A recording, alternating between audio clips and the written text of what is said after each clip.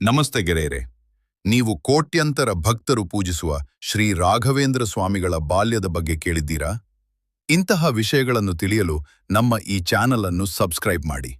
ಕ್ರಿಸ್ತ ಶಕ 1595ರಲ್ಲಿ ತಮಿಳುನಾಡಿನ ಭುವನಗಿರಿಯಲ್ಲಿ ವೆಂಕಟನಾಥ ಎಂಬ ಹೆಸರಿನಲ್ಲಿ ಒಬ್ಬ ಬಾಲಕ ಜನಿಸಿದರು. ತಂದೆ ತಿಮ್ಮಣ್ಣ ಭಟ್ಟರು ಮತ್ತು ತಾಯಿ ಗೋಪಿಕಾಂಬ. ಬಾಲ್ಯದಿಂದಲೇ ವೆಂಕಟನಾಥರು ಅತ್ಯಂತ ಬುದ್ಧಿವಂತರಾಗಿದ್ದರು. ಚಿಕ್ಕ ವಯಸ್ಸಿನಲ್ಲೇ ವೇದ, ಉಪನಿಷತ್ತು, ಸಂಸ್ಕೃತ ಹಾಗೂ ಸಂಗೀತದಲ್ಲಿ ಅಪಾರ ಜ್ಞಾನವನ್ನು ಪಡೆದುಕೊಂಡರು. ಅವರ ಗುರುಗಳು ಮತ್ತು ಪಂಡಿತರು ಅವರ ಪ್ರತಿಭೆಯನ್ನು ನೋಡಿ ಆಶ್ಚರ್ಯಪಡುತ್ತಿದ್ದರು. ಆದರೆ ಅವರ ಜೀವನ ಸುಲಭವಾಗಿರಲಿಲ್ಲ. ಕುಟುಂಬದಲ್ಲಿ ಆರ್ಥಿಕ ಸಂಕಷ್ಟಗಳಿದ್ದರೂ ಅವರು ದೇವರ ಮೇಲಿನ ಭಕ್ತಿ ಮತ್ತು ಶಿಕ್ಷಣವನ್ನು ಎಂದಿಗೂ ಬಿಡಲಿಲ್ಲ.